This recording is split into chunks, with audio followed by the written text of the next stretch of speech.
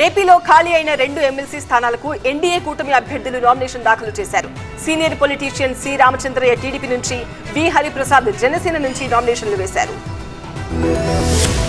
ఆంధ్రప్రదేశ్ అసెంబ్లీలో ఎమ్మెల్యే కోట ఎమ్మెల్సీ అభ్యర్థులుగా సి రామచంద్రయ్య, హరిప్రసాద్లు నామినేషన్లు దాఖలు చేశారు. అసెంబ్లీ ఎన్నికలకు ముందు ఎమ్మెల్సీలుగా ఉన్న సి రామచంద్రయ్య, షేక్ మహమ్మద్ ఇక్బాల్ వైసీపీకి రాజీనామా చేసి టీడీపీలో చేరారు. ఇక్బాల్ ఎమ్మెల్సీ పదవికి రాజీనామా చేయగా రామచంద్రయ్యపై అనర్హత వేటు పడింది. దీంతో ఖాళీ అయిన 2 ఎమ్మెల్సీ స్థానాలకు ఈ నెల 12న ఉప ఎన్నిక జరగనుంది. టీడీపీ నేత రామచంద్రయ్యకు ఎన్డీఏ కూటమి మరోసారి అవకాశం కల్పించింది. జనసేన నుంచి పవన్ కళ్యాణ్ రాజకీయ కార్యదర్శిగా ఉన్న పి హరిప్రసాద్ అభ్యర్థిత్వాన్ని ఖరారు చేశారు.